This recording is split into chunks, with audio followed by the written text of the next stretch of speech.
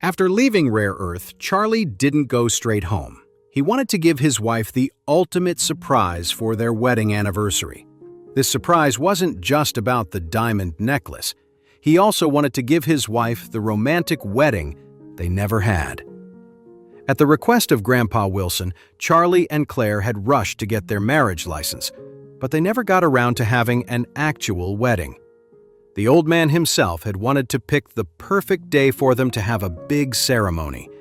But right after they got the license, he fell seriously ill and was admitted to the hospital. The wedding had to be postponed.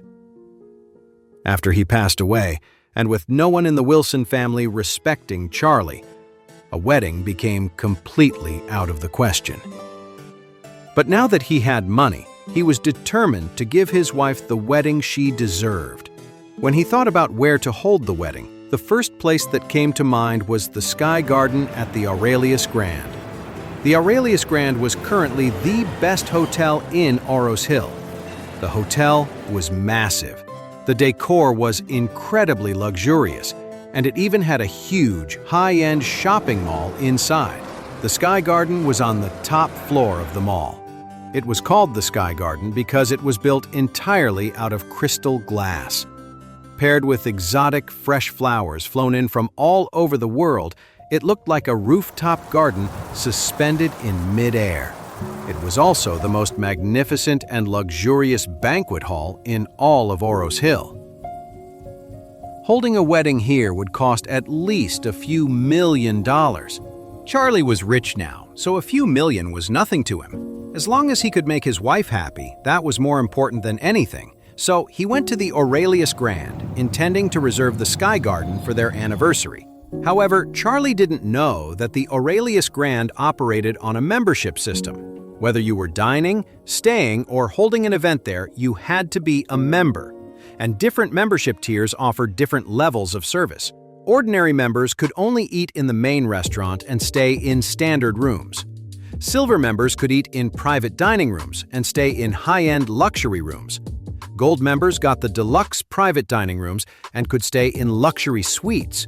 Platinum members were allowed to dine at the Sky Garden and stay in the top-tier luxury suites. And at the very top were the Diamond members. Only Diamond members were allowed to stay in the Presidential Suite, and only they could book the entire Sky Garden for a private banquet.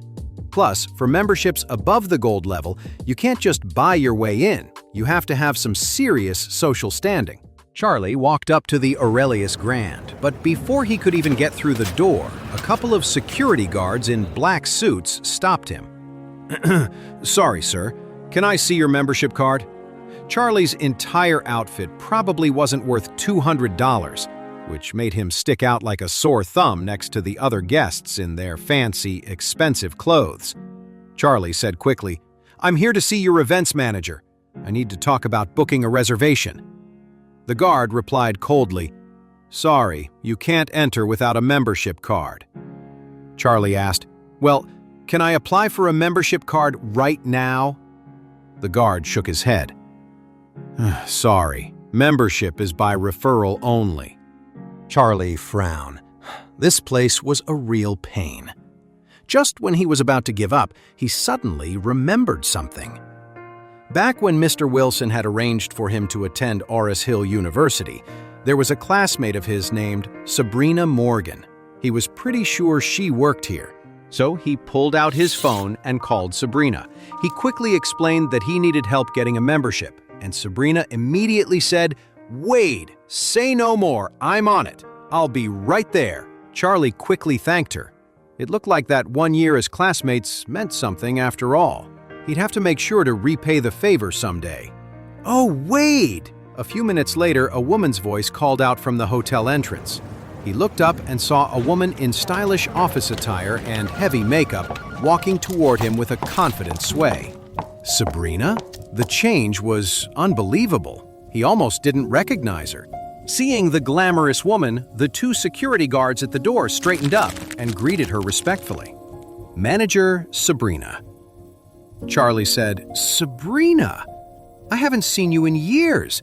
You're a manager at the Aurelius Grand now? That's incredible." Sabrina smiled and said, "You're too kind. I'm just a manager in the Human Resources Department, really. I'm basically just middle management here at the Aurelius Grand." Charlie exclaimed sincerely, "That's still a huge deal. I hear it's super tough to move up here. You're killing it." Sabrina beamed, clearly pleased with herself. Then she turned to the two security guards beside her and asked coldly, "Did you two really just block my old classmate at the door and refuse to let him in?" The two men looked at each other, and one of them quickly said, "I'm sorry, Manager Sabrina. We didn't know he was your classmate, and he doesn't have a membership card. We were just following the hotel's rules." Sabrina snorted. "Rules are just guidelines. You have to use your head. Don't you get that?" Charlie, thinking Sabrina was about to punish them, quickly stepped in. "Sabrina, don't give them a hard time. They were just doing their jobs." Looking at Charlie, Sabrina suddenly burst out laughing. Her face twisted into a sneer as she said, "Wade, you really think you're that important? You actually thought I was going to get my own people in trouble for you?" Charlie frowned.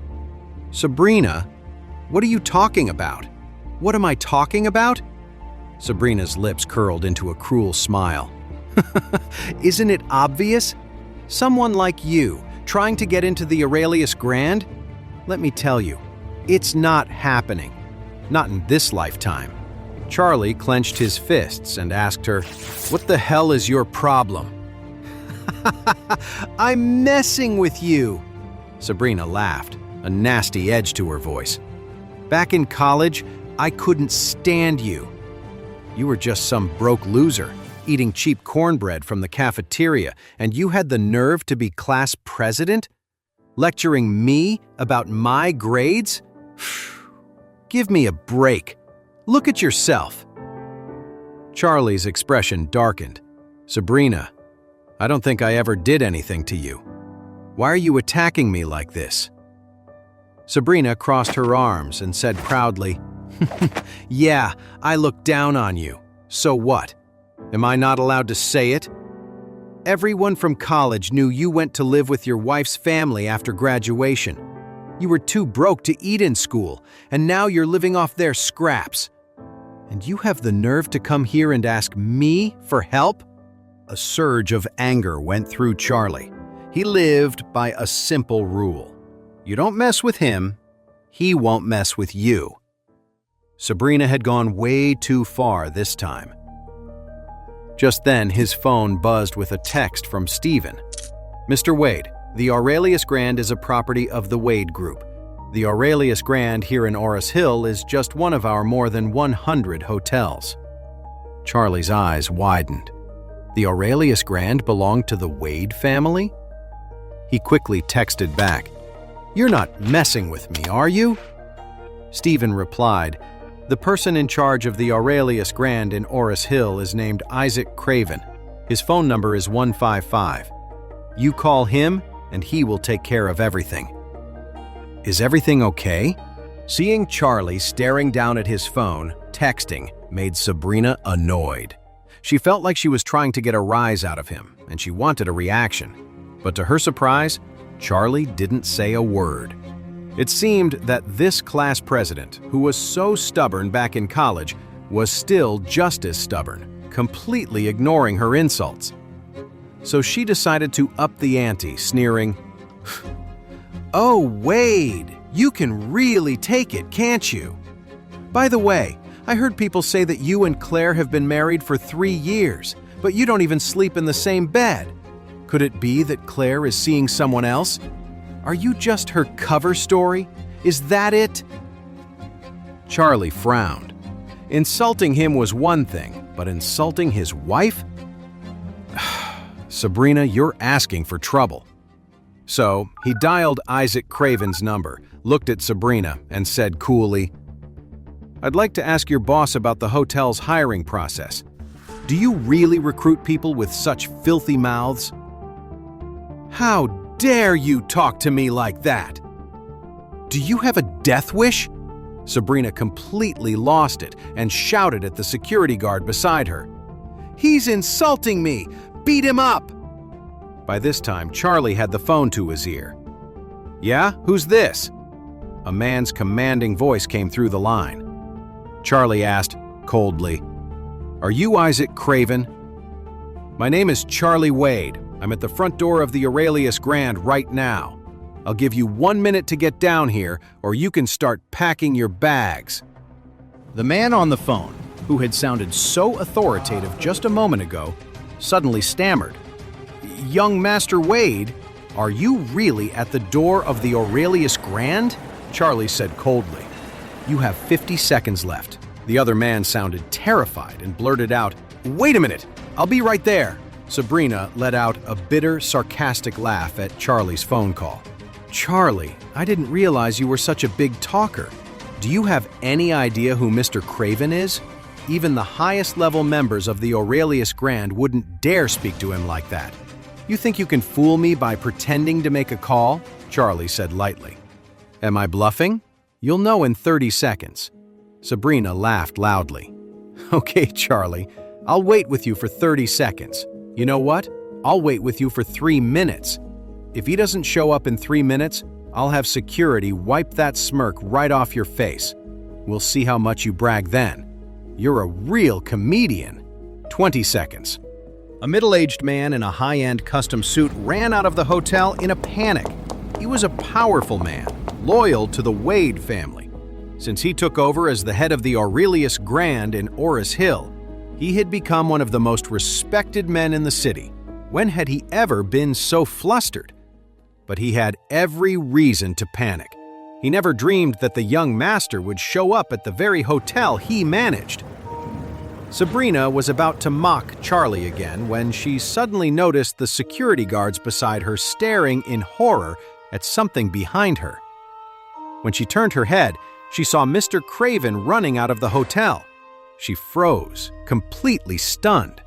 Her eyes, wide with horror, snapped to Charlie. "How is this possible? Who is Mr. Charlie?" Isaac's voice trembled. The people watching were shocked. Mr. Craven, a man so powerful he could shake up all of Oris Hill with a single command, sounded completely panicked. Charlie spoke up. "That would be me."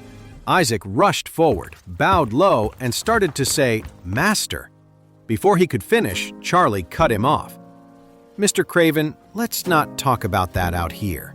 Hearing this, Isaac's whole body trembled. He was such an idiot. The young master's identity was supposed to be a secret, and he had almost shouted it for everyone to hear. If the young master held that against him, he'd be finished. He quickly corrected himself, his tone still deeply respectful. "Mr. Charlie, welcome to the Aurelius Grand. Please, let's go to my office to talk." Sabrina was terrified. She couldn't accept what was happening, but it was unfolding right in front of her. Who was Charlie? How could the boss of the Aurelius Grand treat him with such respect? She had just ridiculed him. He was definitely going to hold a grudge, wasn't he?